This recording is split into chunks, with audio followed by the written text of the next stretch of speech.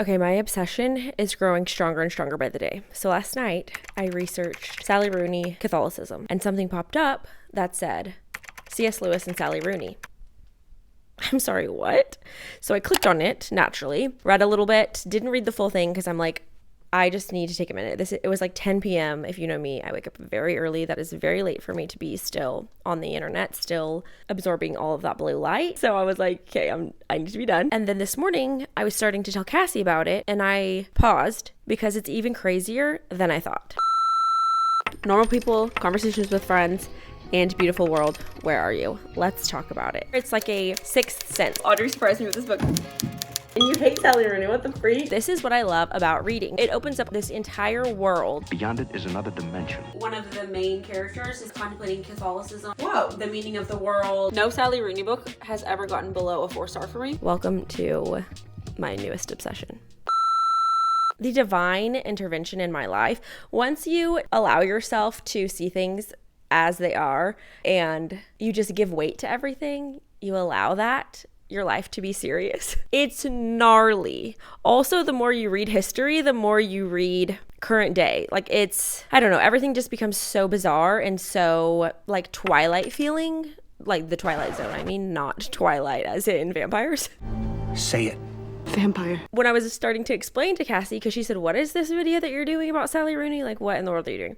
And I was like, remember, blah, blah, blah. The other day, I sat down to talk about my August wrap-up, which I ended up talking for almost an hour. The wrap-up needed to be shorter than that, so I cut a couple of things and decided to put them in a vlog instead. I need to put this in a vlog or something. Well, unbeknownst to me, some weird Matrix crap was happening. The 2 books that I cut out, like the bulk of me talking about them to add to the vlog, because I just went on these like insanely long tangents about them, was none other than C.S. Lewis's The Magician's Nephew and Sally Rooney's Beautiful World, Where Are You? And then 2-3 days later, I Google Sally Rooney Catholicism because me and Audrey were talking about Stephen King and his relationship with religion and how bizarre that is. So while we're having that conversation, I'm just weirdly pulled to Google this, which I read this weeks prior to. Why have I not Googled it yet? I don't know. Why did Stephen King make me think of Sally Rooney and religion? I don't know. Google it, and the first thing that pops up, Sally Rooney in comparison to C.S. Lewis.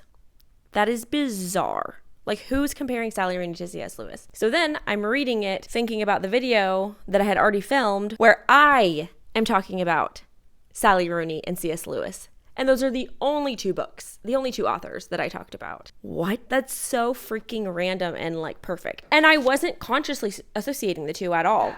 That was just the 2 books that stood out to me, and I just had a lot to say about those 2 books, so I cut them out from my August wrap-up because I put some spoilers in there, and then I also was just like talking way too in detail about those 2 books, and then all the other books I just had short synopsis and short reviews on, so that's crazy to me.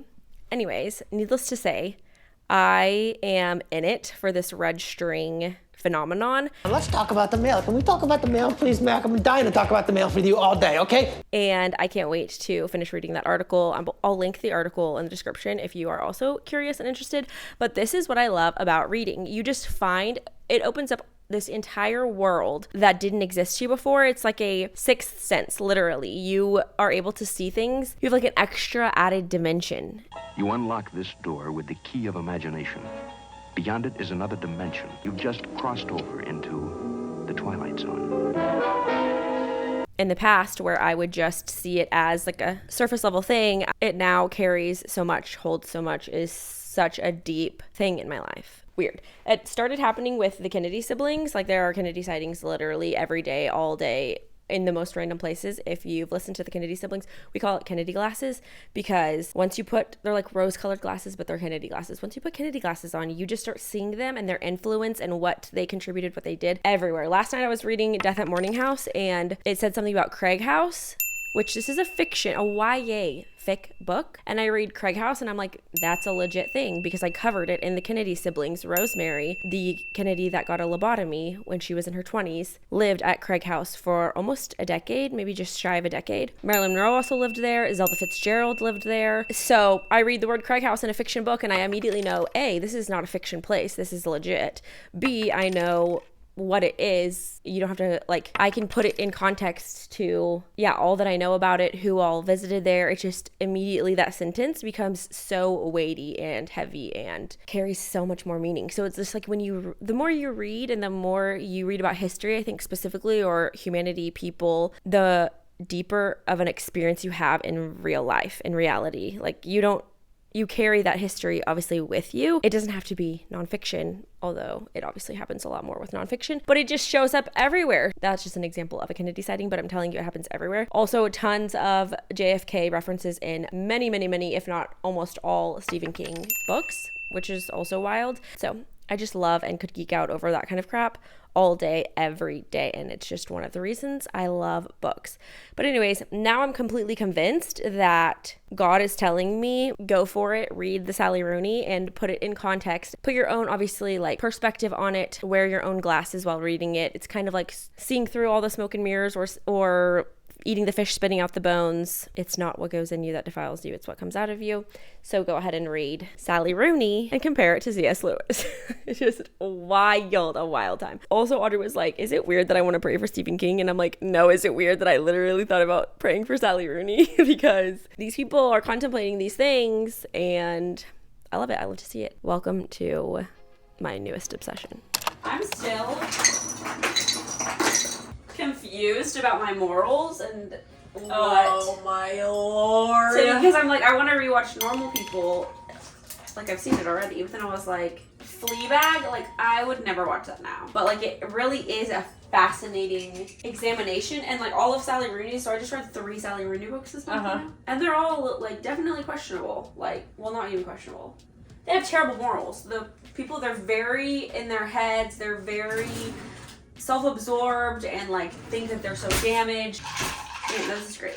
But it's, like, really, really fascinating, and also helps you feel for people, because it's like, if you're not really in your own head. That's what I'm confused about, because you don't want to isolate yourself to a bubble. I think it's just however much you personally, you have to monitor yourself. And you have to monitor your emotions, you have to monitor your thoughts, you have to monitor your attitude, you have to monitor, you know? In conversations with friends, it's this, like, 21-year-old who has an affair with an older guy. I'm listening to this whole, it's like 10 hours just about this affair. But then I listened to worship music, and I'm like, while I'm listening to worship music, I didn't feel, like, convicted. For the Lana video, I'm like, that's so exactly, specifically Lana. Lolita, the book, which is disturbing on too many levels. Then I think about Philippians 4:8, and I'm like, whatsoever things are noble, pure, of good report, praiseworthy. I'm like, none of that is in any way, shape, or form fit into Philippians 4:8.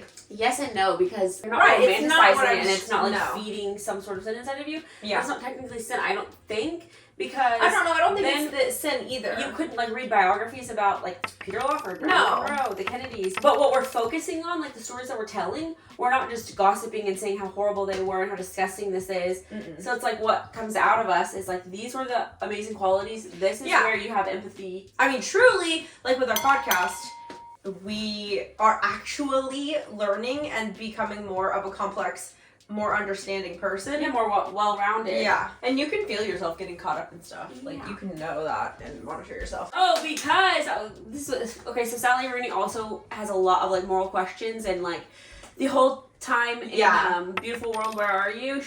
One of the main characters is, like, contemplating Catholicism and, like, the meaning of the world, and has a very, like, liberal worldview, but it also, like, questions, like, extreme liberal thinking, and is like, this is not realistic, and humans are just self-centered and selfish. This Catholic boy is, like, sleeping with this girl and, like, doesn't really feel guilty for it, and there are other things he does. It's, like, obviously not, but it's kind of like the Kennedys, where it's like, you justify your own sin, but it still makes you think about, like, the fact of you, like, contemplating. Yeah, the reader. It, like, really makes you think about everything you do, all your selfish motivations. Yeah, it makes you look in the mirror as well and compare yourself to the hypocrisy that you're seeing in that person. Yeah, that, and then also the fact that, like, the Bible has terrible, terrible, terrible, disgusting stories.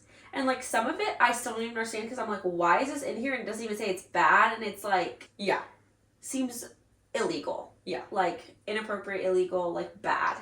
But those stories are in there for a reason, and God wasn't going to just give you this, like, perfect little book and be like, this is how the world's supposed to be. Right. Okay, well, it's not, and it's not, people are fallen, and we do struggle, and we're gross. We're not supposed to live in a utopia. We're not supposed to pretend that sin doesn't exist and that, like, people don't get hurt. Okay, Philippians 4:8 doesn't mean don't read anything that is, like, for sure sin, but it's still. But it doesn't say don't. It doesn't say don't consume anything. It says think on these things. Yeah, that's why I focus on these things that you're focused like on. Yeah, it's like meditating. Meditate on goodness, on godliness, on righteousness. And I think that that's the whole, like, keeping oneself pure is not letting yourself get bitter, jaded, or like prideful, vain. righteous, holier than thou. Yeah, self-righteous, all of that as well. Yeah. Okay, the hair has been put up. We are ready to talk about Sally Rooney and what she's done to me. Sally Rooney's Normal People, Conversations with Friends, and Beautiful World, Where Are You? Let's talk about it. This is going to be my placeholder for Normal People because I lost my copy, so I'm going to have to rebuy that. But I legit want to read the physical copies and annotate them, which is very rare for me for fiction because I just don't do that. Like, I don't ever really care that much. But there is something about her writing style that is just so good and feels so real and raw, and that just gets me. It's like almost an adult version of John Green in a way. Very overly emotional, in your own head, oddball characters that aren't larger than life. Like, they're very real and raw and normal, but like almost want to be larger than life, like very angsty, and the expectations that they have on themselves is outrageous. Yet they're the same expectations that we all have, like, for ourselves in a way, or I guess a certain type of person does. Her characters are all very much alike. There's a lot of, like, mental health in there and a lot of internal turmoil, dialogue, that, like, outsider complex. I apparently love the way that she writes in her characters. There's something about it that is not addicting, but like riveting in a very not riveting way. Her conversations that she has with her characters, you get so invested in them, just emotional and like bothersome enough that you're thinking about it all the time, even when you're not reading it, and thinking about the characters and their relationships and their problems and the way that they solve problems, all of that, long after you've read the book. It just sticks with you, and I love that in a book. That is like what to me puts a book in the 4 or 5 star range. Was literally on the brink of a reading slump. Not even a reading slump. I was like spiraling. Like, what is my reading taste? Why can I not find a book right now? I was picking up all of these really popular books that I had been waiting to be released. Was not liking any of it. Like, just wanting to DNF. Wasn't wanting to even pick up a book. I was like craving reading. There are book slumps where you're like, I just don't feel like reading right now. Like, I want to be watching like reality TV or just like scrolling on social media. But then there are also the slumps where you're like, I want to read. I'm like craving sitting down with a good book, but nothing is hitting me and you can't find what you're looking for. Well, that was me at the beginning of the month. I was thinking that I wanted some like cheese, some romance. I think I more so just wanted literary fiction, which is weird because I never like crave reading literary fiction. Who wants to read about like real life? I don't know. Anyways, that was my whole spiel on that. I also talked about it in the reading wrap up that I'm gonna like cut because that was over an hour of footage of me just talking about The Lion, the Witch, and the Wardrobe, and also Sally Rooney books. So I'm going to insert that footage. So then I read The Magician's Nephew, which I actually listened to it, which I've talked about in like several videos, that I listened to these on audio tape when I was a kid, like grew up listening to them, and I was very conscious that I like had no idea really what was happening. Like the story definitely confused me, and I was like very well aware of that. I thought as an adult I was going to be like, what was I so confused about? Like, this is not, no. I think it's the mixture between like the fantasy world plus it's a little bit classically written and also British. Makes me a little bit confused. It definitely was not super clear again this time. And also it's written by a freaking Oxford professor. Like, it's academic, it's fantasy, it's vintage. It's a little bit confusing, but it's kind of unbiblical. C.S. Lewis, I love his nonfiction. Like, he's probably my favorite nonfiction writer. So I love all of his spiritual, theological books. This, however, and I agree with like most of it. The things that I don't agree with are debatable, like things that the Bible doesn't explicitly say. In this, which I don't want to spoil it for anyone, but the ending, I'm like, that's just straight up not how it happened. A, and B, I'm just gonna say it because like whatever. It's been out for years and years and years and years and years. So if you haven't read it yet, I'm sorry, but spoiler.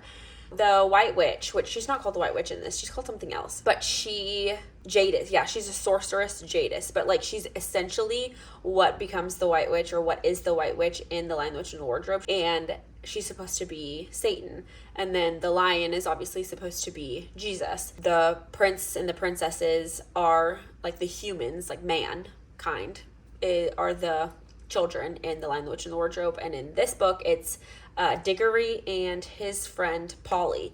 So 2 children. The Lion, the Witch, and the Wardrobe, Aslan the lion wins, kills the White Witch, and that's how it happens in the Bible.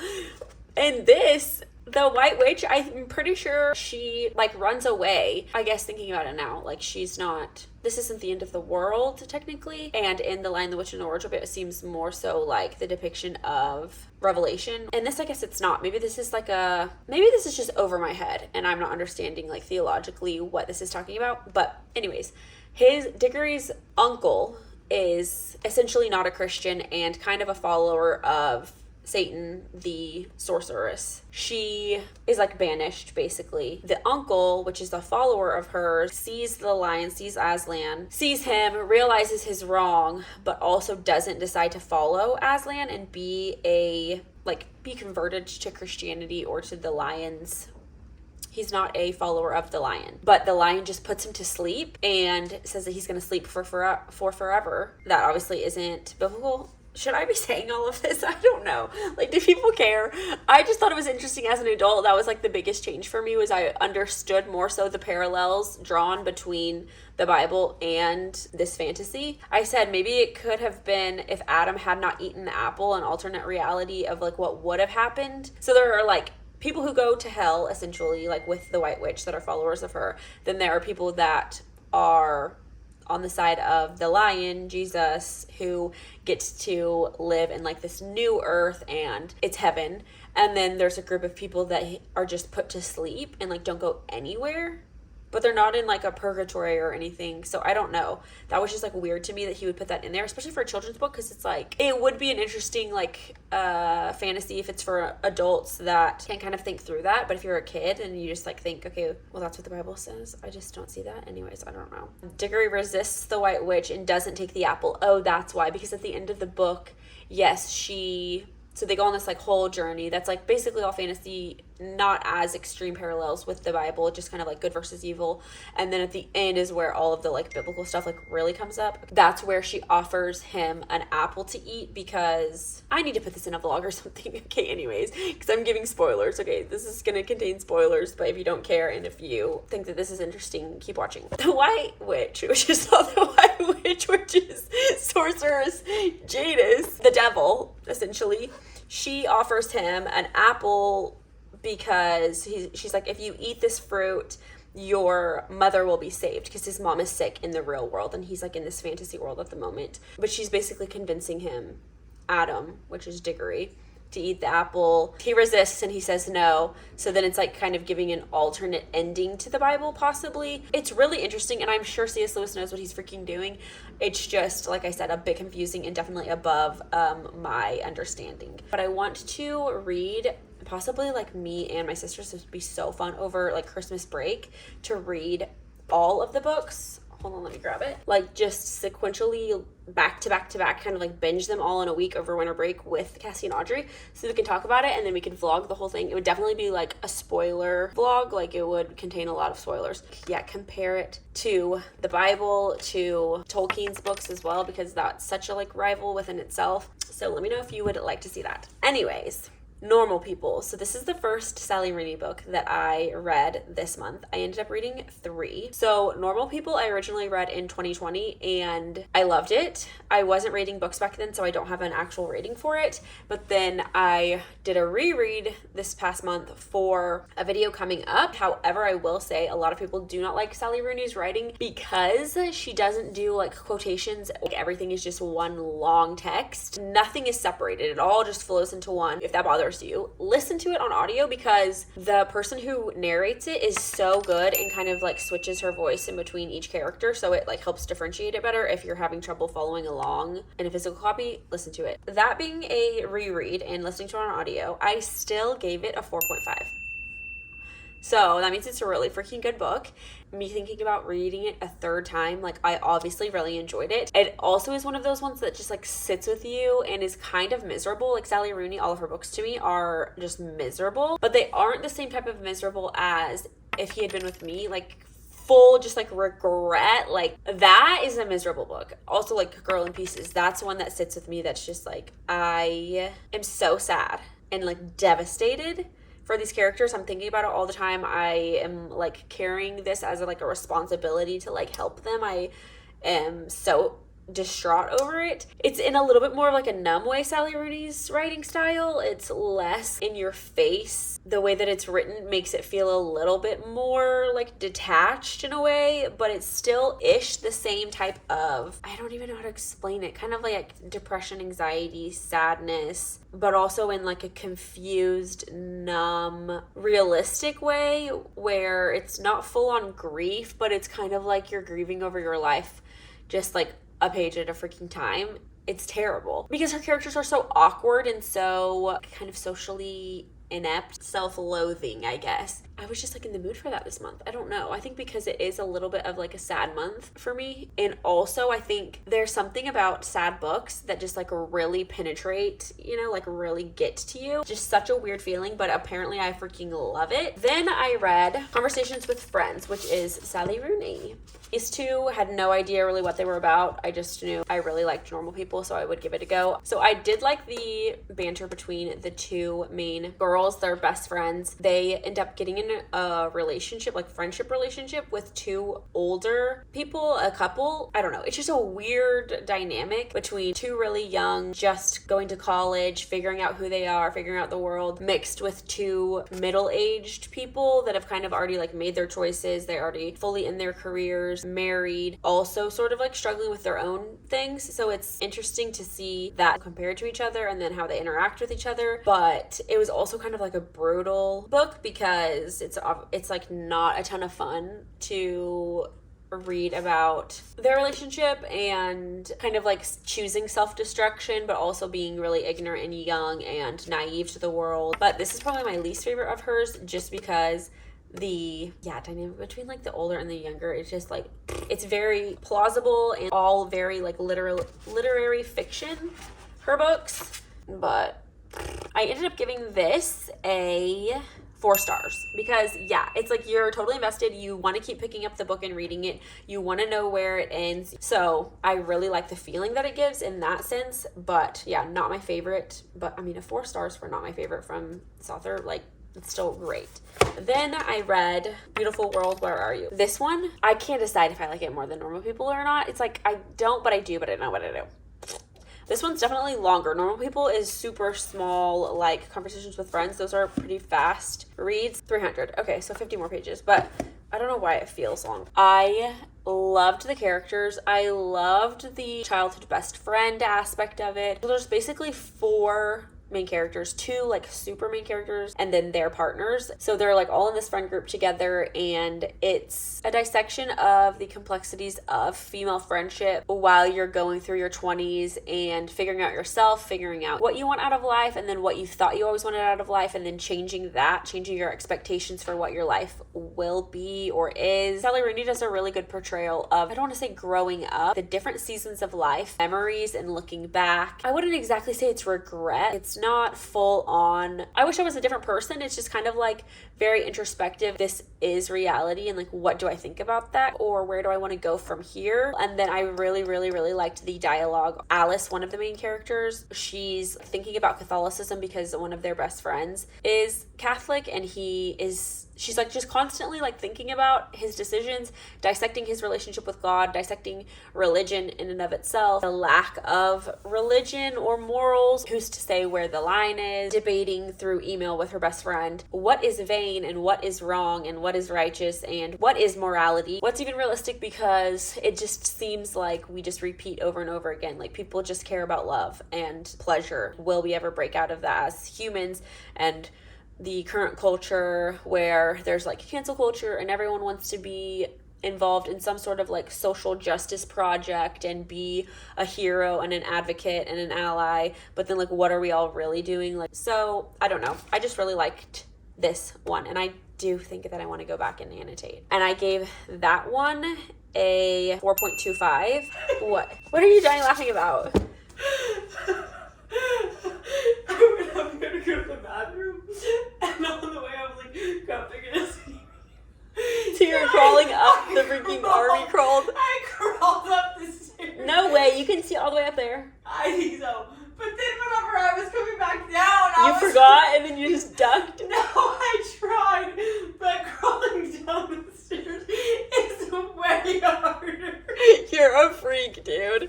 I can either just pause or who cares? They know that you're here. I can just picture you going down the stairs like, oh my gosh. Are you filming me right now? Yeah. I'm so confused. I'll be back. Close your eyes.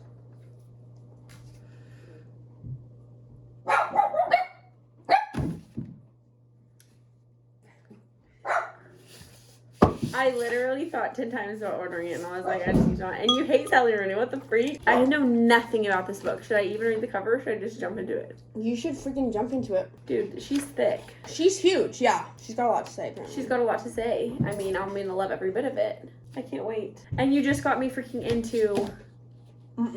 Just forget about it. Sorry. Alright, look at the first sentence. Oh my gosh, this is about to be about grief. But don't you feel grief now? But aren't you now playing chess? Ludwig Wittgenstein. Already way too academic. Philosophical Investigations. When there's a map or No, there part one isn't. at the beginning of the book, you're like, everyone hold on. Odd, I'm obsessed. What the heck? And the yellow? Are you kidding? Okay, well, I know my plans for the rest of the day, and I'm stressed. You're welcome. This is my most anticipated read, hands down. No Sally Rooney book has ever gotten below a 4-star for me. Audrey surprised me with this book because she knows how much I love Sally Rooney, and it just dropped, and I cannot wait to read it. So this is going to be my first ever read with me for a week vlog.